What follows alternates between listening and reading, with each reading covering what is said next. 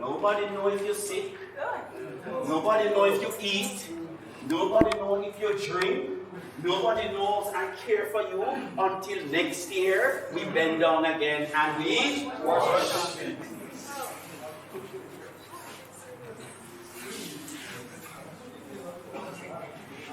Let us wash one another's feet. Yes. Don't wait until Lord's Supper. Wash it now. Serve one another. That's what Jesus was saying.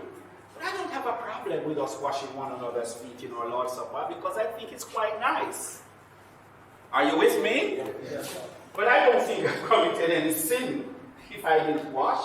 In fact, we didn't have any washing of the feet in our church in our Lord's Supper the other day because the virus was too raging.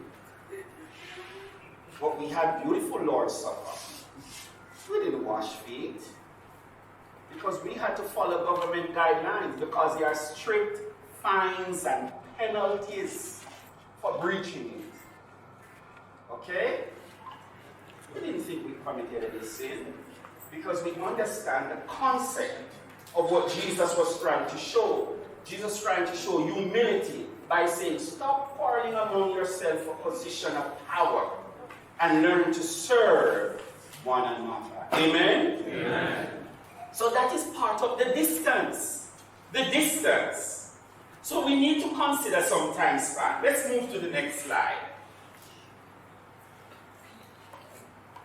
When we read the Bible, we must take into consideration the gaps between our modern world and the world of the biblical text. If you come to London and you go on the subway, under the subway, taking the train, as soon as the train pulls up, you hear an announcement that says, mind the gaps, please. The gap is the part where the train pulls up, where you need to step in. Be careful your feet does not get stiffed. So once the train stops, you hear, mind the gaps, please. You need and I, when we are interpreting the Bible, to mind the what? Gaps. What's the gap? The gap, the first gap, is the language gap. The writers of the Bible wrote the language in Hebrew, Aramaic, and Greek. It's different. They have different forms of masculine forms and feminine forms. Right? The nouns are different, the pronouns are different, the verbs are different. And so we depend upon the biblical scholars who are learning those languages to explain to us the differences in the nouns and the grammar and the pronoun of what it means in our native language. Okay? So that's the first gap we need to understand is the language gap. What gap? The language gap. So you notice that the Bible says Adam knew his wife Eve. That's the language gap. Yeah. And so I wash the feet of my members all the time and to duplicate what he has said. So my focus is going to be on biblical interpretation. Because I believe that if I focus on that, then it will be more beneficial in the sense that we're not saying the same thing. Because I will be saying some of the same things that he said yesterday and will say for the rest of this meeting. Is that okay? Yes. And it's difficult to teach biblical interpretation within an hour. So I will just try my best. And I'm sorry I don't have notes for you now, but you will make your notes. You will listen carefully. And I promise that at some point in time, I will send the notes that can be given to you. Is that okay? Yes. I want you to think this morning of the task. I wish you had lapel mics because it means that I wouldn't have to be holding this thing. But I want you to think this morning about the task of listening to the Bible as a dialogue. Because that's what the Bible is. It's a dialogue.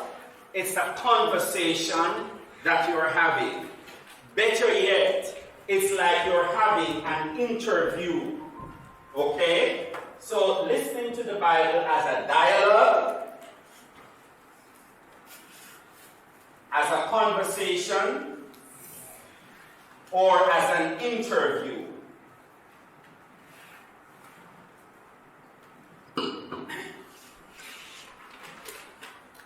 And so if you're going to listen to the Bible as a dialogue, as conversation, as interview, then you must ask the right questions. What should you do? Ask the right what? Question. Morning, Brother Sunday. Good to see you. All right. You must ask the right questions.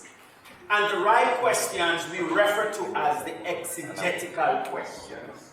So you must ask the right questions, the exegetical questions. Exegetical questions. So when you're listening to the biblical text, when you're reading the Bible, you're listening to the text. You must ask the right question of the text. The exegetical questions. And then when you ask those exegetical questions, you must step out of the way and allow the text to answer. So we will look at two words. We will look at the word exegesis, and we will look at the word eisegesis. I hope I have the spelling correct. So when we talk about exegesis, we are saying to bring out the meaning of the text. That is what the word exegesis means. It means bringing out the true meaning of the text. In other words, what does the text say? The opposite of exegesis is eisegesis. Eisegesis. In other words, eisegesis is you and I telling the text what we want it to say. In other words, yesterday when I put up that passage from Lamentation that says, the Sabbaths are forgotten in Zion. Somebody who doesn't believe in Sabbath keeping will now say, hey, see? Here the text says that the Sabbath is abolished. That is eisegesis. In other words, you are telling the text what you want it to say. Exegesis is now allowing the text to tell you what it is actually saying. And so, listening to the biblical text involves three fundamental questions. So every time you take up this Bible to read and you listen to the text, there are three fundamental questions that we must deal with.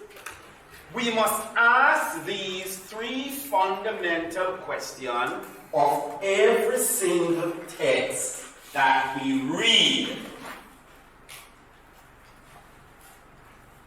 And the first question, the first exegetical question that we must ask of the text is, 1. What does the text say?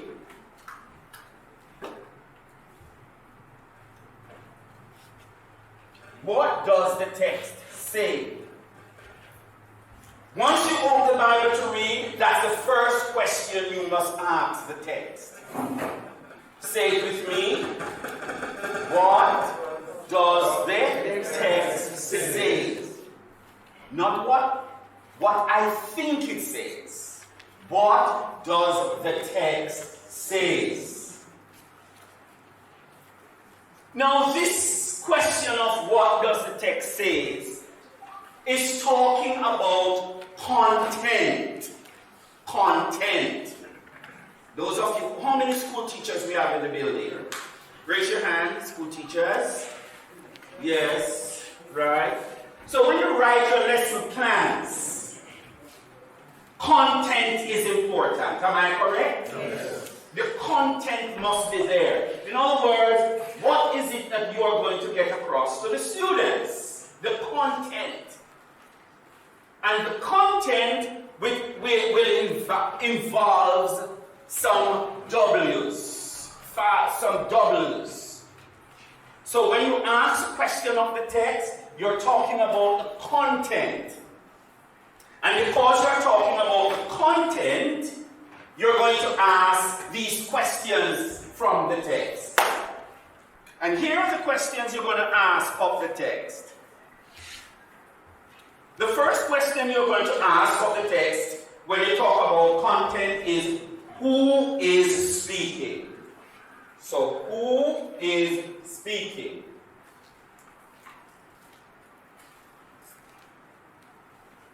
And then you continue, who else is present? This is still number one. Who else is present?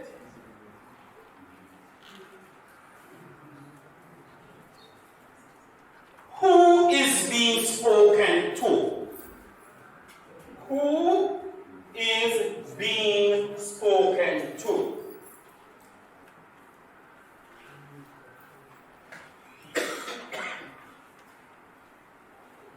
And the next thing you're going to ask of the text is, what is the situation? What is the situation? This is all number one, you know. So don't label them 1, 2, 3. This is all in number one. Okay? Have I missed you? Okay. So you're asking 3 fundamental questions. And the first fundamental question is? No. What does the text say? What does the text say? And under the what does the text say, it is talking about content. So you're going to now ask, under that same one, what does the text say? Who is speaking? Who else is present? Who is being spoken to? Right. What is the situation? What is the issue?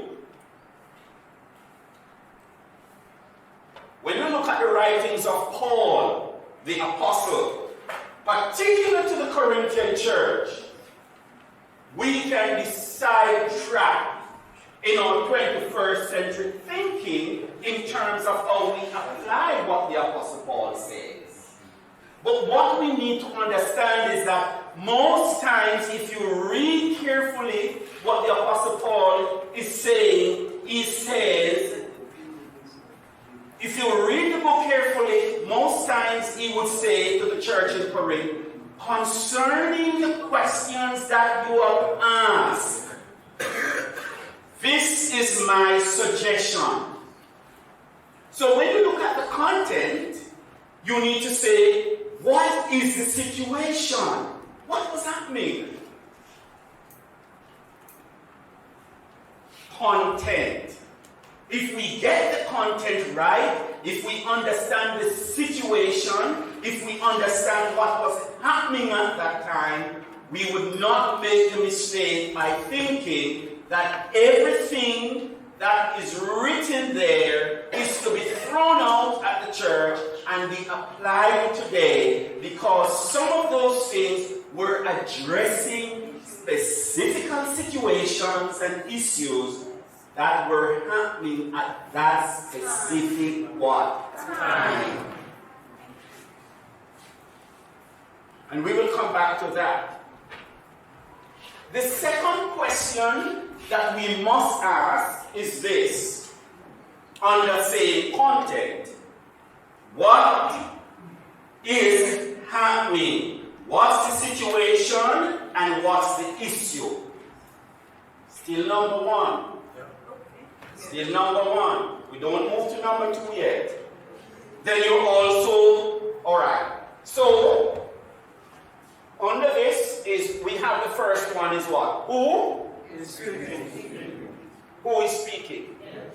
Then forget everything else. We're going to just deal with the five doublers. So it's who, and then it's what?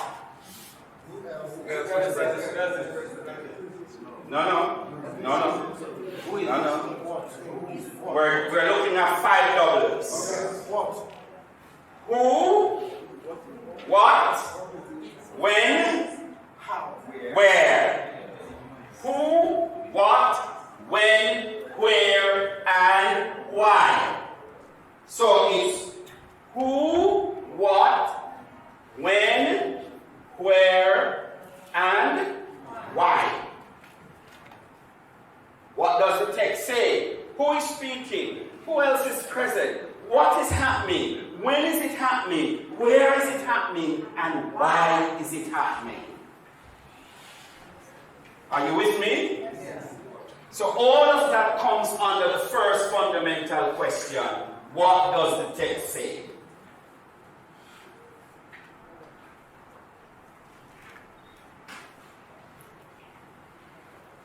Paul told the women in Corinth, if you're not going to cover your hair, then you should what?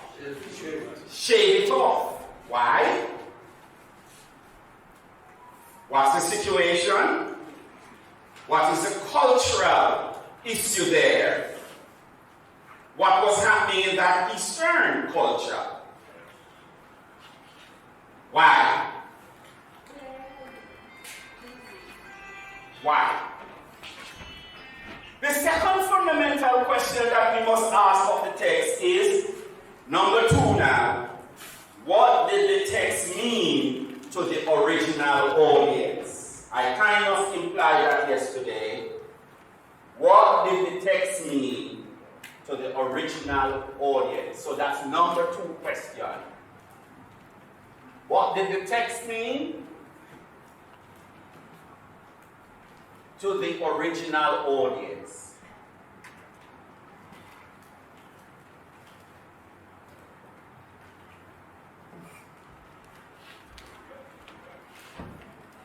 What did it mean to the original audience? This involves putting yourself in the shoes of the biblical characters and be in their world to understand what is it that was happening in that world. I'm sure in a group before when I taught here, we looked at Moses, when God called Moses in the burning bush. Do you remember that?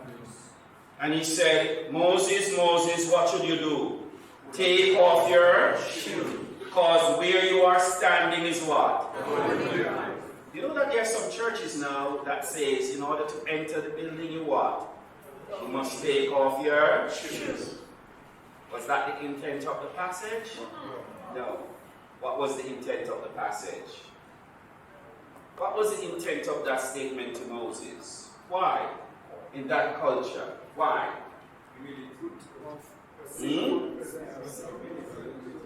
Hello? Because in that culture, God was sending Moses down to Egypt. God was making an agreement with Moses. In that particular culture, taking off the shoes was a sign of sealing the covenant, sealing the agreement. Today, when we make a covenant, what do? We sign. In that kind of situation and culture, taking off the sandals was an agreement to say, you are agreeing to do what you're asked to do. We don't do that today because we are in a different culture and situation, so we sign. Is that okay? So that is what was happening. So when you ask the question, what did the text mean to the original audience, what you're actually doing is that you're putting yourself in the shoe of the biblical characters and you're now beginning to understand the text from their world. You need to now think of what impact did it have on them? How did they respond to what was said? And so, when you now think of what did the text mean to the original audience, you will have to be careful that we do not bring our presuppositions into the text, where we now say, this is holy ground, before you come in, you must move your shoes. Are you with me? Yes. It is only when you understand what the original audience understood by the text, then you move to the third application by saying, what does the text mean for us today? Number 3. What does the text mean for us today?